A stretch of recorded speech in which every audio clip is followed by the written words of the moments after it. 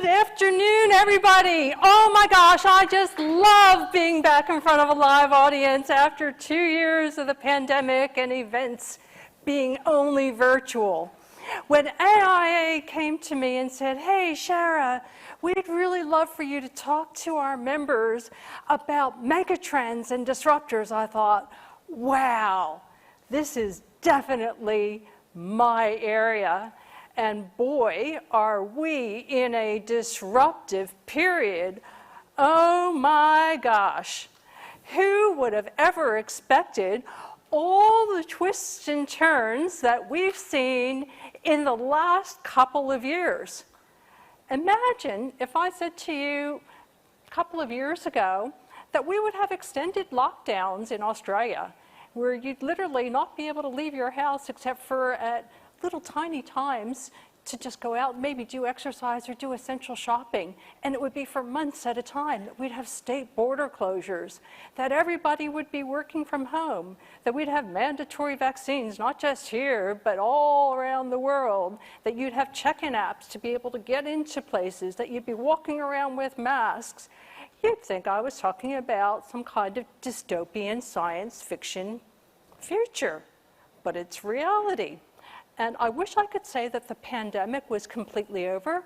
We seem to be in a lull, and I hope it continues to go down.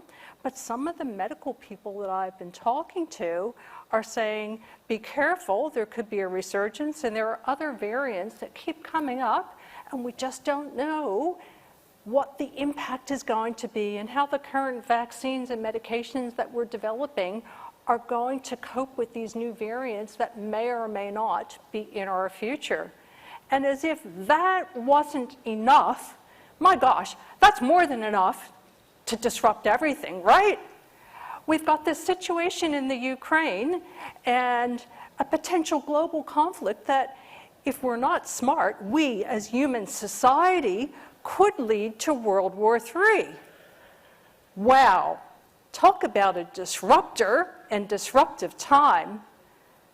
Couldn't get any crazier than that.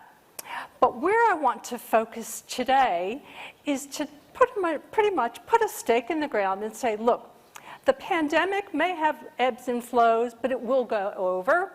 We're going to somehow come out of this without ending up in World War III. So I'm painting a scenario because as a futurist, I have to paint scenarios or I'd be all over the place with what may or may not happen. So that's the scenario that I'm going to work with today.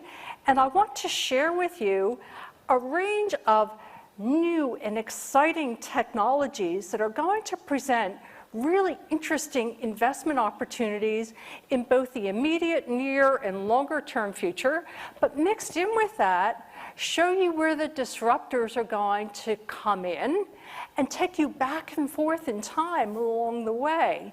So strap in and let's have a little bit of fun.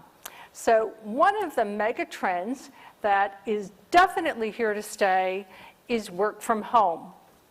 The catalyst behind this has really been the pandemic. Now, work from home has been a thing for many years. I was probably one of the trendsetters 20 years ago where I was doing work from home because of strange hours that I was working in when I was living in the United States, but working with clients in Asia Pacific. And it really made sense for me to be able to work from wherever I happened to be. So I've known about this for a long time, but in many companies around the world, work from home suddenly was just thrust on them overnight. And that is a trend that if you look at job market statistics and you look at job ads, you can see that most jobs that are on advertisement right now have a component of either hybrid or even fully remote. And that could change very easily once again if there is a resurgence in the pandemic, either here in Australia or in other parts of the world. But what this has meant is that we have seen technology adoption happen at a pace that very few people could have imagined pre-pandemic. In the first 5 months of the pandemic, we saw 5 years worth of technology adoption. And in the 2 years, we've probably seen about 10 years worth of technology adoption. video conferencing companies like Zoom that were obscure little companies that you may not have heard of before the pandemic suddenly became an investment that you wish you would have known about before all this started to happen. And it's not just office workers that are going to be working from home full or part-time. There are technologies such as augmented and virtual reality, haptics, which is the sense of touch, robotics, and telepresence that will let people control machines and things from any place in the world. And all of this is enabled by really fast communications networks. Now, these trends have been in place for a long time. They're just accelerated. In fact, all the way back in 2011, there started to be a movement amongst a number of scientific organizations to start thinking about offering science as a service using what they called application programming interfaces. It's this fancy word or acronym for basically being able to remotely control scientific instruments. So imagine if you were an organization or a university or a commercial lab and you had invested in really expensive instruments, but they were idle most of the time. Wouldn't it make sense to you to be able to leverage your investment by letting third parties have remote access or have your own staff do experiments for them so that those very expensive investments in assets could give you a much better return? That was the genesis of this. But of course, because of events that have happened with the pandemic, there's actually more of an incentive to be able to allow people to be able to access these very expensive instruments of all different kinds from anywhere in the world, and to be able to continue to run these instruments remotely. These days, a lot of it is also being done with the help of robotics and haptics, where you can actually feel things. There are even companies, including one, which is just an example, there are many, called Service Exchange, which has 3,500 research organizations as partners, where literally you can design an experiment of almost any kind of science that you can imagine and be able to have access to the right scientific equipment without going out and buying it. So what that means is that if you're thinking about some kind of new innovation, or you're a tiny firm, or you're looking to maybe invest a little bit of venture capital in something that is really experimental and needs really expensive scientific instruments to be able to prove it out, you can do it without buying these really expensive instruments. And that's actually going to be, I think, a service that's going to grow in volume as we move forward in time. If I had to pick just one, only one technology that I thought was going to be the game changer for almost everybody in the entire world, unless they're out in like the real hinterlands, it would have to be artificial intelligence, AI. When I use that term, I use it as a big umbrella term. It encompasses techniques that you may have heard of called machine learning or deep learning, where you're feeding the AI big amounts of data and it starts to teach itself. But there are so many aspects of AI.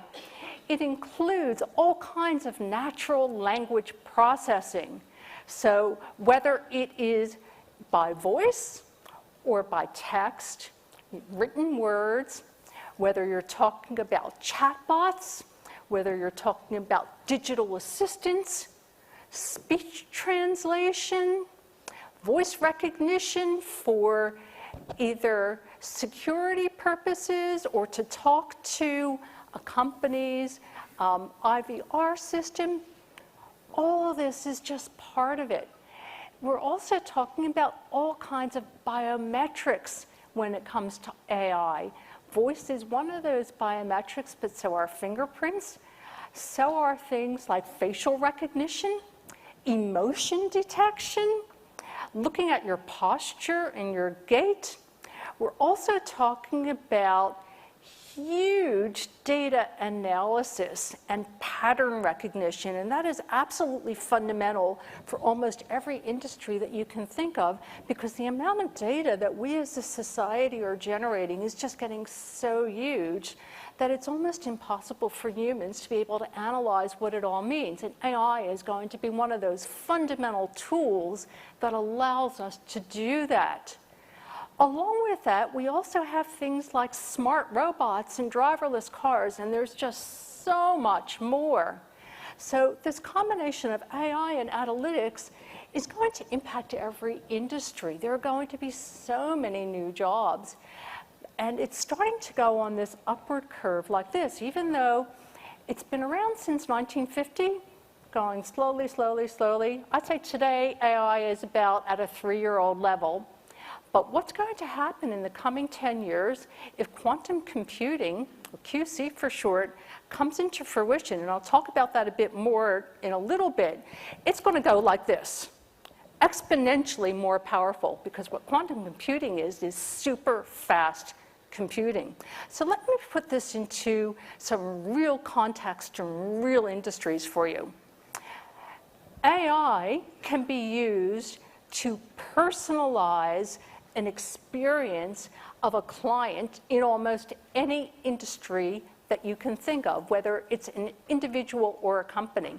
So imagine that you have a shopping center and you have permission, and this is the important thing, from somebody who's walking in that shopping center. They might have a special app that notifies them when things that they like are available and maybe on sale nearby. So in this picture, I've demonstrated this dapper young man wearing, beautiful clothes, and he gets a notice on his phone. By the way, in 20 meters, there's a store right over here that happens to have your favorite brand of shirt, and it's in your size and in your favorite colors. Are you interested in having us stop by? Well, guess what? He's probably going to walk that 20 meters and go into the store if he has time. Do you know that just 1% of customers generate 18 times more value than most? And Amazon's recognition engine generates, or recommendation engine rather, generates about 30% of their sales. Another example of very personalized AI in a completely different context is in the financial world. Royal Bank of Scotland uses AI to be able to figure out when someone has been having more than one overdraft. And rather than send an AI out to ping that person, what it does is it pings their financial advisor that, hey, there may be something going on here where you should be talking to this person about their finances and engage in a conversation. Another example, again, completely different industry, is with Dorchester Hotels, where they have a number of different hotel brands in their chain, and we're getting thousands of reviews a month. A board of directors can't possibly read through thousands of different client reviews, but what they did was they took the AI to basically condense all these reviews into a 30-minute video that the directors could look at on a monthly basis. These are just a couple of examples of AI. Another one that's really important, and this has to do, if you like, the beginning of looking at sensor data from the Internet of Things and manufacturing to be able to detect defects and anomalies before things get shipped out of a factory. So once you ship something out of a factory, it goes through this whole supply chain, and then it eventually gets to a customer, whether they're a business or an individual, and they say, this darn thing is broken, and then you have to go through this whole process of taking it back. And that's very expensive, and it leads to really bad customer reviews, and it can really impact your business. So imagine that you're using AI, which is great at pattern recognition, and it's able to pick up defects before they leave the factory floor. How powerful is that? The answer is extremely powerful. So with any technology, and this is true of every technology I've ever looked at, there are always good and bad ways that it can be used. How many of you have heard of deep fakes? Anybody? Okay, a few. Let me just define it. A deep fake is where you have taken a video of someone and changed that video to look and sound like somebody else. Now, that's pretty scary in and of itself, because you can just imagine, you know, the defamatory things that can be done with that kind of technology, and it's AI that allows it to happen. You can actually, if you were so inclined, download programs to do that today. Where I think this might go in the future, and this is sort of a Black Mirror type of scenario, but it's entirely feasible, is that what if someone were able to hack into a real-time video conference and look and sound, let's say, like the CEO of a company, but you're not actually talking to the CEO of a company, and they're asking you about the latest stock market transaction, that you need to disclose things publicly, you know, to authorities before you go out to market, but you're tricked. You actually are telling a hacker really sensitive information, and maybe it's not even the stock market, but if it is, you could end up going to jail under current laws. So let me ask you this question, and I'll just ask you to raise your hands. Imagine if you were tricked into divulging sensitive information. Who do you think should be responsible? The person who was tricked, and believe me, there will be no signs that would be visible. Do you think it should be the video conferencing software service or vendor that should be held responsible? How about the hacker? How about somebody else? I haven't seen anybody raise any hands, so I guess maybe you think nobody's responsible, or maybe you don't know. This is a scenario that could become a reality anytime in the near future. It hasn't happened yet, but I think it's one that definitely will at some stage, because the tools are all there. So let's get back to something more fun.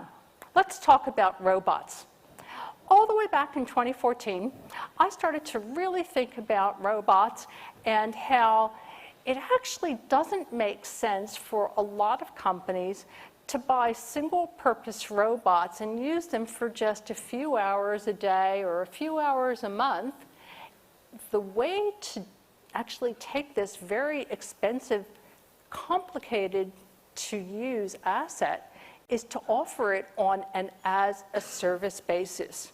Well, in 2018, a company called Sarcos Robotics sent me an email and said, we've designed a robot that is able to be used as an exoskeleton to help people lift really heavy stuff and have it feel a whole lot lighter than it is. So if you can imagine lifting 100 kilos and having it feel only like 5 kilos, that's what they invented back in 2018.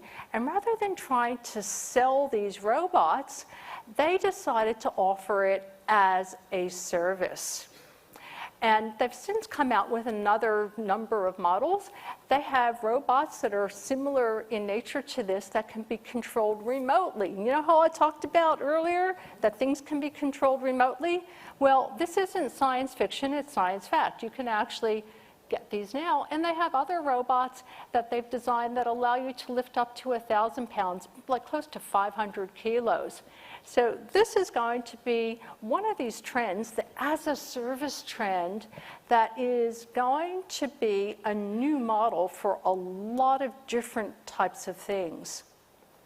When it comes to robots, there's also new ways using artificial intelligence and people, and this is the important bit, and people, to be able to train robots through something called imitation learning. So what happens here, and this is a real example, it's a picture of a robot from a company called Kindred AI. They have designed a system that allows real people inside of a virtual reality headset, literally mimicking and feeling like they were in the robot, almost like the movie Avatar, controlling, you know, these aliens on another planet, but instead of an alien, it's actually a robot. And the robot, you move your hand in virtual reality, the robot's arm moves. And what they're doing is being able to train initially these robots in a warehouse environment. So they're teaching with real people the difference between picking up a piece of cloth and picking up something that's made of glass. But it's a whole lot smarter to train robots this way than to try to write a whole bunch of code for individual robots. And you can imagine that there are a whole lot of people that have a lot of skills that can be transferred in this manner to these machines that are doing work for us and maybe are in physically dangerous positions. So I mentioned before that quantum computing is going to be a game changer. And in the last couple of years, there have been some very, very significant advances. We're probably still about 10 years from seeing large-scale commercialization of quantum computing. I'm not going to go into the quantum physics of this because I think I'd probably put you all to sleep. But let's just say these are super fast computers, and the way that they work is that they can use the states in between zeros and ones, which is the way today's computers work. It's either on or off, but they can use everything in between that. And by doing that, using these things called qubits, they can come up with huge numbers of simulations or states that allow the calculations of extraordinarily complex problems. Last year at Harvard University, they came up with an experimental quantum computer that had 256 qubit states. So to give you an idea of how many simulations they can do with 256 qubits, you can do more calculations than there are atoms in the entire solar system. That number is so large, it's almost mind-boggling. So add this with AI, and you start to get that curve that I was talking about that starts going straight up in terms of technological advancements. So initially, I think that where we'll start to see this, again, is probably on a service basis. So just like you might buy cloud computing today from a service like Amazon Web Services or many others, in the next coming decade, you'll start to be able to buy services, quantum computing as a service, and this will be a really interesting new investment area. I've seen reports that say that this is going to be a billion-dollar investment industry in the next year or so. And that's just in the very, very near future. So this is something you definitely want to keep your eye on. The downside to quantum computing is that once you get these super fast computers and you marry it with things like artificial intelligence, what the heck is going to happen to things like cybersecurity and encryption? Because with encryption, you're basically using very advanced algorithms in cryptography to protect your assets, your bank accounts, your super funds, everything that you hold near and dear, including your identity. But once you get these super smart, super fast computers, all bets are off. It can bust through, or it will be able to bust through, the most complicated encryption you can imagine. On the good side, though, there are also researchers who are looking to use quantum computing and cybersecurity to design new quantum-based security methods. So you get the bad, but you've got to have the good as well. And when it comes to cybersecurity, you know, if you're looking at any cyber firms in your portfolio today, you want to ensure that they are also using artificial intelligence and that it's part of their roadmap if it's not already in there today, because AI is really going to be taking off, and it's going to be almost impossible to have any kind of cyber defenses without it. And in fact, there are a lot of researchers who believe that wars of the future will be fought in cyberland and probably fought by AIs. And we may be beginning to see some of this in the events that are unfolding in Europe now. I'll talk a bit more about security in a bit, but let me just change the topic to talk about manufacturing, because we've all been through, in the last couple of years, massive supply chain shortages. Who can forget the great toilet paper shortage of 2020, right? You know, who would have ever thought, you know, that you wouldn't be able to buy commodities? And even now, you know, with this war that's brewing overseas, they're talking about massive fuel shortages, and they're talking about massive shortages of grain. I mean, luckily, we're a big agricultural producer, so we may come away from some of this relatively unscathed compared to many other parts of the world. But we need to start thinking about bringing things back onshore and doing manufacturing locally. And it's not just traditional manufacturing techniques that we'll be using. We need to start thinking very carefully and investing in 3D printing, also known as additive manufacturing. So if I say 3D printing, a lot of you may be thinking about plasticky junk. Well, that was 10, 15 years ago. That's not where it's at now. Today's 3D printers are able to use multiple different kinds of materials, including metal powders, to design things out of metal, to be able to print with bioink, literally printing veins and capillaries in skin that you can use in surgical procedures. There are big 3D printers that use construction refuse to build new homes or bridges. 3D printing is not just a plaything anymore, it's a reality, and it's definitely worth investing in. And it's going to get even more interesting as we move into the future.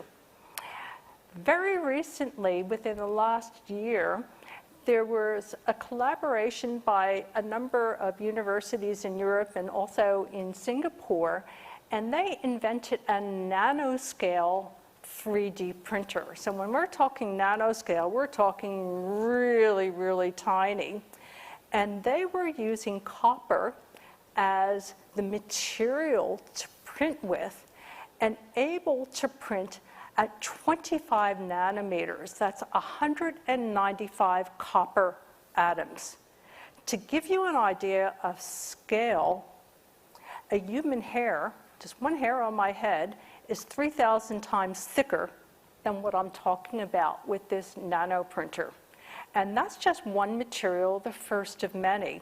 So if you have an opportunity to start looking at nanoscale type 3D printing, that is going to be a big, big area of the future, because when you can print at such a tiny molecular level, there's almost nothing, no shape that you can imagine that you can't print.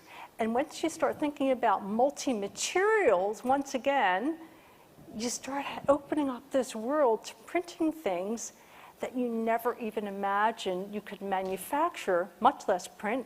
Super tiny integrated circuits, you know, things that were just in the realms of science fiction, within a 10-year time period, are going to be science reality. So here's another topic to think about, and another big investment area, smart cities. And here, I'm talking once again about the Internet of Things. Sensors everywhere. And when I say smart cities, it doesn't have to be a big capital city. I'm seeing all kinds of sensors deployed around the world at the municipal level. So it could be in regional Australia, or it could be in the farmland somewhere in the United States or in Europe or in Africa. It doesn't matter. But what it is about is being able to have these little sensors, and they're going to get smaller and smaller, that can measure and give feedback about all kinds of things in the local environment. And that's going to lead to actionable insights that both municipal governments companies and people can act on. So let me give you a real example. So back in 2008, and actually it was about 2016 the project started, in the city of Chicago, they decided that they wanted to design this multi-sensor hub. It sort of looks like a big beehive, and it was called the Array of Things. And inside this, this sensor cluster that they mounted on street lamp poles, they have sensors that can measure all kinds of different things. Temperature, almost every pollutant that you can think of, ambient noise, whether from people or vehicular traffic. They can look at all sorts of different data that comes in from the environment around them. The initial deployment of these was 500 of them on street poles so that they could start to look at Chicago in a micro neighborhood fashion rather than just as a holistic city. I was out there in 2018 and was looking at this, and unfortunately my pictures aren't as good as this one because they were up high on street lamp poles and I didn't have the right kind of telephoto lens to get great photos of it. But I was talking to the project director and he said, you know, this is actually going to expand out to a much bigger project that will go beyond Chicago, and indeed it has. Now, what's interesting about this project is that they've made the data open source so that if you are a developer and you have access to this data set, which is freely available, you can do things like design an app for somebody that has asthma that will take them on a walking route from their home to their office or wherever else they want to go that has the least number of pollutants in real time, and also maybe has a number of people around them as well so that it's a safe walk. Don't know if you've been to Chicago, but there are some places that you may not want to walk alone in the dark. Another technology or set of technologies that's going to be very important as we move into the future is augmented reality and virtual reality. And how many of you have used either of these technologies? Raise your hands. Anybody? A few. Augmented reality is probably the easier because you can just put on a set of glasses and what you see is superimposed digitally, if you like, in front of your real world view is additional information that supplements the information that you're looking at.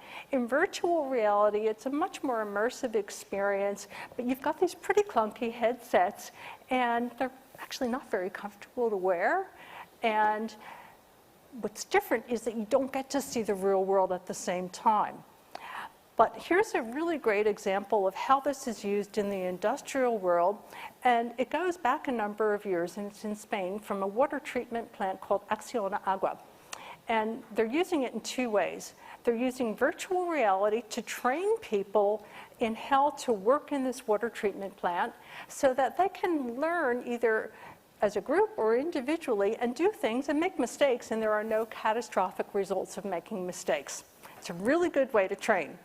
But in the field, and this is what's really interesting, they're deploying them with glasses that also happen to have cameras, and looking at a row of pipes, they can see superimposed on those pipes what's in those pipes and which way to turn a valve, and if need be, collaborate with somebody in real time because they're getting feeds from their SCADA system. But on the downside, what if somebody was to hack that augmented reality feed, and instead of getting an image that says, turn the pipe this way, it's telling them to turn it the other way, and suddenly you end up with a catastrophe. So with any technology, you need to really be very careful about how it's deployed and the security that you put into it. But what's going to happen as we go into the future? Well, some of the scientists that I talked to are predicting that we're going to see self-repairing cities. So if you can imagine that there are fleets of tiny robots that act like living organisms in a city, and a city defect is like bacteria or a virus, and it sets these little robots into motion to fix things. There was a project that started back in 2015 in Leeds in the UK, and I was talking with one of the chief scientists on this project way back in the beginning of the project, and they were looking at a number of different ways for self-repairing city robots to be designed. They might be perched up on buildings, they might be flying around as drones and be able to perceive things and then send other robots out to fix things, or even robots that could burrow deep underground and get into the pipeworks underneath of a city where a human couldn't even possibly go.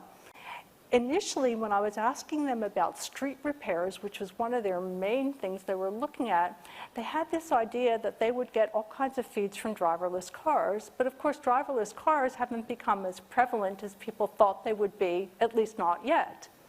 So what they've now done is they've designed a fleet of 3 different drones, one that actually flies around streets and looks for the first signs of potholes.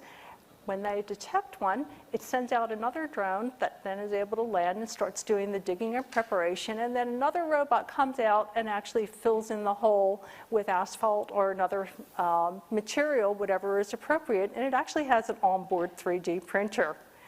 Now, this is what the world might look like in 2040, 2050. You might think, wow, that's science fiction, but did you know that for about 10 years now, we've had autonomous robots doing grit-blasting repair work on the Sydney Harbour Bridge. It's a collaboration between UTS and the Roads and Maritime Service in New South Wales, and it started more than 10 years ago out of a discussion with bridge engineers and roboticists at one of their industry advisory boards, and I was a member of that board for a while, so I got to know about the project. But our cities of tomorrow may be radically different than our cities of today. Another amazing technology that's in the pipeline are Hyperloops. How many of you have heard of Hyperloops? Anybody? A few people. So let me just give you, actually more than a few. I'll give you a simple definition because some of you haven't heard of it. So if you can imagine a tube where the air has been sucked out of the tube to create a vacuum, then you have less friction, which allows you to hurl pods that either have people or cargo through them at a much higher velocity than today's fast trains. This concept was first put forward by Elon Musk in a white paper in 2013, and then he open sourced it to industry and said, look, you know, whoever wants to play around with this idea, go ahead. A number of commercial companies are looking at it. One of them is Virgin Hyperloop, and in November 2020, on this test track that I'm showing you here, they did a live passenger test with their chief technology officer and their head of customer experience as the 2 first humans to go on a live Hyperloop track. If you look at their map of where they're planning to deploy Hyperloops, and by the way, they're one of a number of different companies that are looking at this, they are looking at all kinds of places in the United States and around the world. Now, what's interesting about Hyperloop that I should have mentioned right off is that I said it's super fast. When I say super fast, we're looking at average cruising speeds of about 700 kilometers per hour and top end of about 1,300 kilometers per hour. That's really fast. That's like the next generation of fast trains. If you can imagine that Hyperloops were deployed across East Coast Australia, can you imagine how that would actually change the travel and tourism industry in Australia, the property industry, the travel industry, and the implications go on and on and on. And there are companies like Hyperloop Transport Technologies that have submitted papers to our parliament that show that they can achieve a return on investment for doing this sort of thing in like a 5 or 6 year period. But in the meantime, Virgin Hyperloop seems to be in the lead because they've done some real tests, and they believe that the first real live Hyperloop system is going to be between Pune and Mumbai and live by 2030. So this is another interesting investment area. So speaking of investment area as well, when it comes to sustainability and alternative energies, this is a biggie.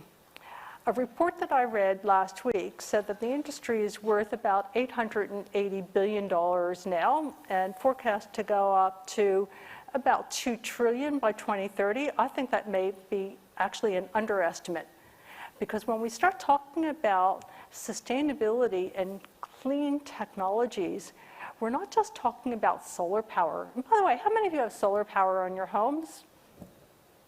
Yay! Oh, so glad to see that. Do you know solar power, it's been around for a while, but the investment is continuing. I was watching a science program last night, and they were saying in that program that they're playing around with new materials that are much thinner, much lighter, much cheaper to produce. Continuing investment. Wind power is another source of clean energy. But how many of you have heard of wave rollers? Okay, well, I've got some sophisticated people in the audience. A lot of you haven't. Wave rollers are really interesting technology. You park them offshore and they harvest the kinetic energy from waves that roll in. So unlike solar and wind, you need to have good sun and you need to have wind, but waves happen every day. So it's a nonstop energy resource. There's also a lot of investment that is happening to clean up the environment as well. There are companies that have designed nanoparticles or nanoenzymes that literally can eat up plastic bottles that are in waterways.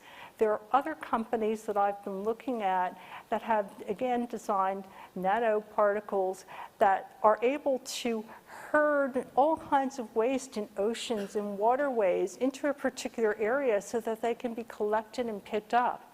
But there are other technologies too. Green hydrogen is one that's going to be possibly a $1 trillion industry within the next 10 years. Green hydrogen is something that we're investing in Australia in a big way. In 2018, the South Australian government announced funding for a green hydrogen plant in Port Lincoln in South Australia, and a number of other states have followed suit. About 2 weeks ago, though, there was a really interesting breakthrough by the University of Wollongong.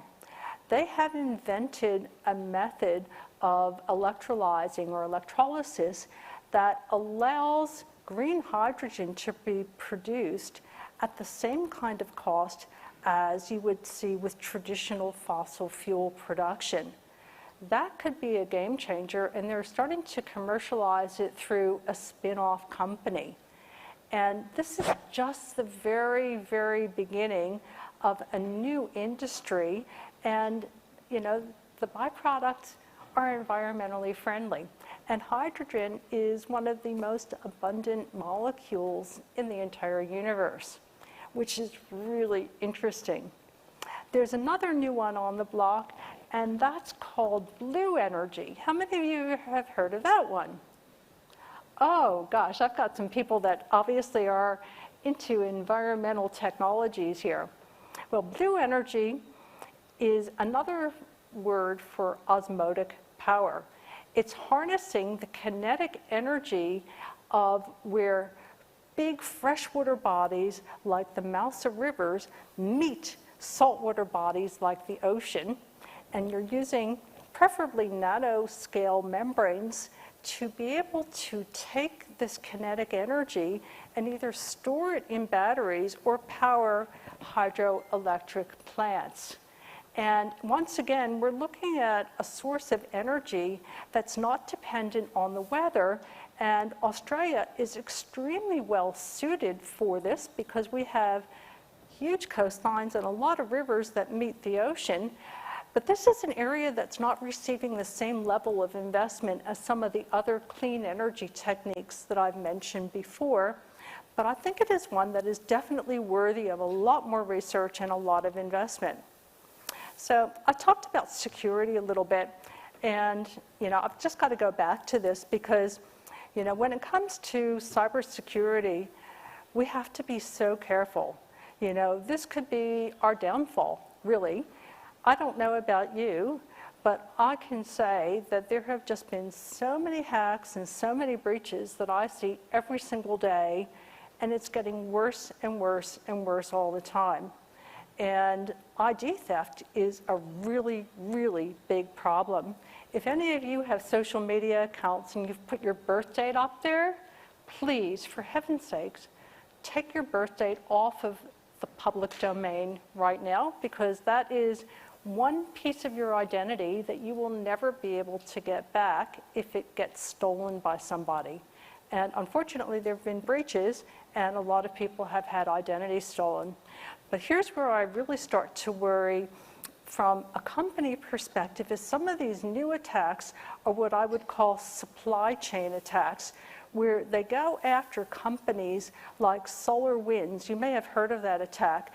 It's a company that has this software called Orion that is used for IT management in lots of government organizations, big corporations, financial institutions, and somehow, either through an inside job or somehow managing to hack, malware was inserted into a source code update, and it went out to about 18,000 customers and then propagated from there. And these systems that it got into were very, very sensitive systems.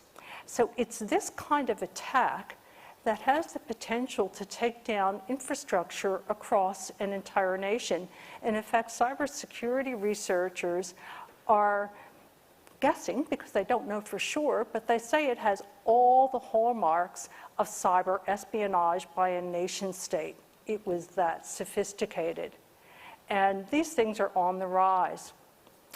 There's another really big threat on the horizon that's been happening as well, and that's ransomware.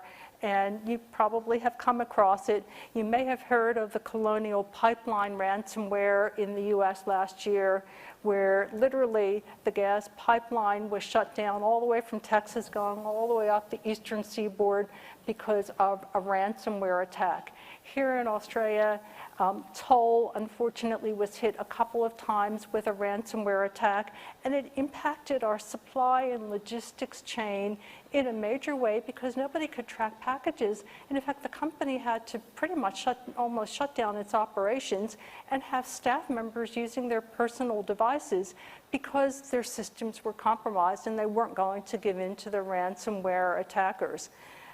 We must be diligent in this.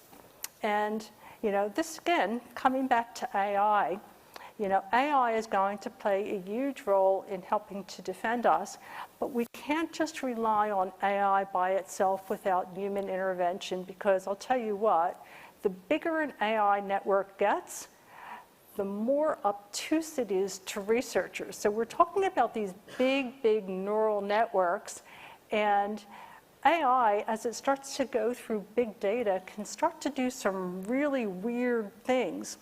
There was an experiment done a couple of years ago by OpenAI Labs, and they were teaching an AI to do a game called Coast Runners, which is like this video boat game, and the idea is to cross the finish line with as many points as you can, and the points were gotten by sort of going over these pop-up widgets.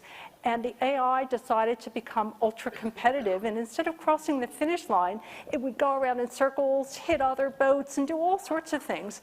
And what the researchers determined, and a lot of other researchers in different scenarios too, is that we actually need human intervention and hooks for that. And it's called reinforcement learning, so that as we see that an AI is starting to drift off and go into a direction that we don't want it to go into, we can go in and intervene and change its behavior.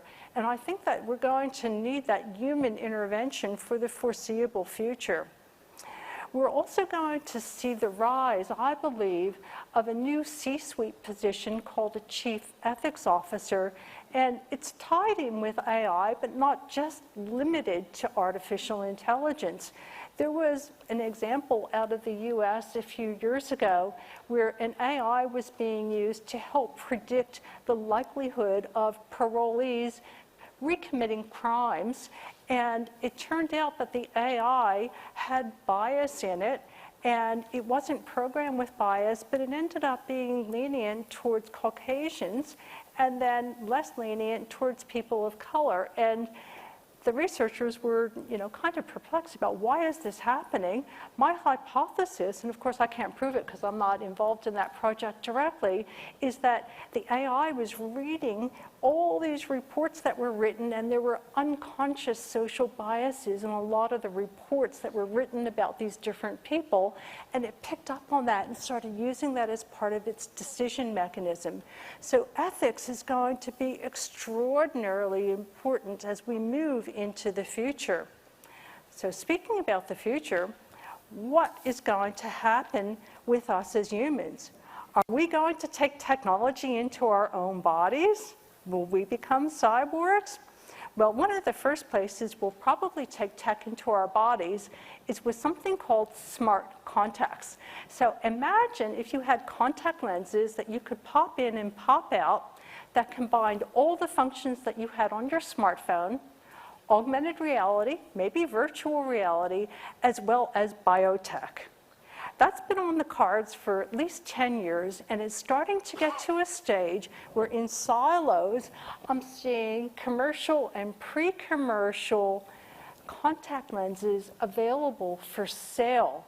So in the smart contact area, the first instantiation of real stuff you can buy actually happens to be in the biotech space, where you can buy contacts that will start to sense intraocular pressure to detect glaucoma, or to be able to do drug injections through your eyes like antihistamines, or in the ICT world, to be able to give you the ability by blinking to zoom in and zoom out with telephoto type of lenses. And companies that are starting to come to market in a pre-commercial sense with augmented reality in a contact lens. They haven't converged quite yet, but this is another really big investment opportunity. Then we get to this whole even weirder area of brain implants. And here we're talking about either chips or nanotech that we put into our heads. So research on this started probably about 15 years ago at this stage to help people who had memory loss issues due to diseases like Alzheimer's and dementia and so on, to be able to regain their memories. But it's actually advanced a lot since then. A lot of the recent research has been with respect to helping people who've had spinal cord injuries to be able to regain access to their lower body limbs and start to walk again. In the US at DARPA, they've been doing experiments for quite a number of years now, looking at brain implants potentially for soldiers to help them with pain management if they're injured, or even to help them with emotional control for post-traumatic stress. But in the wider world, they're starting to look at these brain implants, and this is still, if you like, science fiction. It hasn't happened yet, but they're working on it in research labs to be able to connect our brain to the World Wide Web. So imagine if you had a question that you wanted answered, instead of going to your smartphone and typing in a question and getting a response. Imagine if you just thought a question and the answer came to you, or you needed to learn a new skill and suddenly you just download it, like in the science fiction movie The Matrix, and suddenly you know how to fly a plane or a helicopter. Well, this is what a lot of people in this whole brain implant world are looking at. Now, the downside, of course, is what in the world are you going to do if somebody hacks into your brain? It's not like it's a computer where you can just wipe the drive and take a backup and do a restore. Oh my gosh. And not only that, but who owns that implant? What if it's your employer who owns the implant and you leave that company and go somewhere else? You know, who's going to have access to it? You know, you're talking about stuff in your brain, physically in your brain, you know? You can't just pop it out. Or what if it's hacked into and somebody makes you take an action that you would never take on your own cognition? And it's AI enhanced as well. and the AI goes rogue. You know, like all these different dark mirror scenarios start to come to my mind, and I think, well, I don't think I want that to happen. Future of healthcare gets even wackier, though. What about when you start thinking about this combination of stem cells? And I talked about bioprinting, but imagine with stem cells today, they're using adipose fat. So any excess fat that you might have on your body could actually be the gift of life for you to grow a new organ. So let's say you have a heart condition and you need to have a heart transplant. Today, you'd be on a waiting list and you'd be hoping that there's a donor that has a compatible heart before your own ticker goes out. There was already a scientist in Israel who's 3D bioprinted a living human mini heart. It still has a lot of work to be done, at least 10 years off. But imagine that you can actually 3D print an organ for your own body replacement that does not get bio-rejected by your body because it fits your body perfectly, and it's made up of your own body's materials, so you're not taking anti-rejection drugs for the rest of your life. Then we get into genetic engineering, and wow, that is such a big game changer and such an area of investment. There are researchers that are working on all kinds of ways to reverse or stop aging.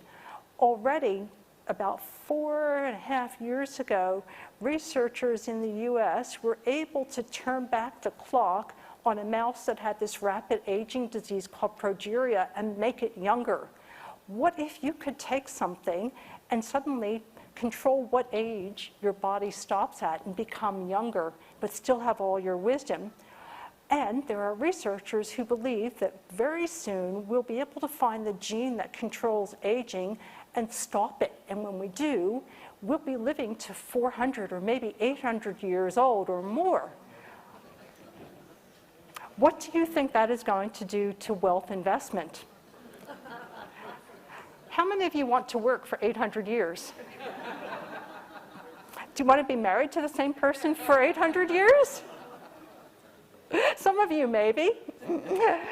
But that's going to really change human society. And just two last things that I'll leave you with before I open up to just a couple of questions. Nanobots. I already talked about nanoscale technology, but already in the research labs, there are nanobots, teeny, weeny little robots that are being designed experimentally to be able to be put into our bodies that detect specific diseases. There's one that was designed by Arizona State Uni and Nanotech, one of the nanoscience institutes in China pre-COVID, that was able to detect a particular type of blood tumor and literally bind to the protein, unfurl, and hurl in an injection that stopped a tumor from growing by blocking its blood supply. We're in an era where precision medicine is on the cusp of becoming mainstream. It's going to start by targeting specific diseases, but eventually we may all have nanobots inside of us that act as these protective little machines inside our body, looking for the first sign of trouble and fixing it before it becomes a problem. And the very last thing I'll say is that humanity, we're going to the stars, and it's because we've invented reusable rockets. And this is a huge, huge new growth industry, and it's starting to happen now in our lifetimes. And this is so exciting. There are thousands of companies that are starting to make investments in outer space technology. And I think it's going to happen because we've discovered that there's water on the moon, we've discovered that there's water on Mars, and it's very likely that there's water on all kinds of other exoplanets, not just in our solar system, but throughout the galaxy. And we know for sure that there are lots of exoplanets just in our galaxy, and our galaxy is one of billions or trillions. So the future of humanity is exciting, but as you start looking at investments, look at what's exciting, look at the growth areas, but also look at things like security and privacy and ethics and environmental impact. So I'm happy to take a couple of questions, and I'm going to be hanging out for the rest of the afternoon too. Thank you so much, Shara. What a presentation. Thank you. A lot of our questions are really about how investors find these companies to invest in. And one of the questions from Hannah asks, can you tell us about some publicly listed or traded cybersecurity companies leading the way in quantum computing? That one I don't have a ready answer for. And, frankly, on a public stage, I don't like to name specific companies, invest in company X or company Y, because you need to do a lot of due diligence on these things, right? So if someone asked me that question, I would say, look, as a futurist, what I would want to do is research on a whole range of these different companies and see where that intersection of cyber and quantum computing is happening, and then help give you personalized advice on which companies I think are going to be the leaders in this. Okay, fantastic. And which industries do you see benefiting from 3D printing in the very near future, and which companies are currently the most advanced in 3D printing specialists? Okay, so again, I'm not going to name specific companies just because of not wanting to try to promote one stock above another, but where I see 3D printing being used in a big way is with metals, so anything that requires metallic printing. So one of the industries that I think will benefit greatly from this is the integrated circuit industry. So anything that requires electronics, especially small, will benefit from 3D printing. Mm-hmm. But we're also seeing a lot, and I'm really excited about advances in the healthcare space with 3D bioprinting. And again, I could name companies, but I really just prefer not to do that in a public forum. I think we're going to thank you now, Shara Evans, for joining us. What a keynote and a fabulous way to start this conference.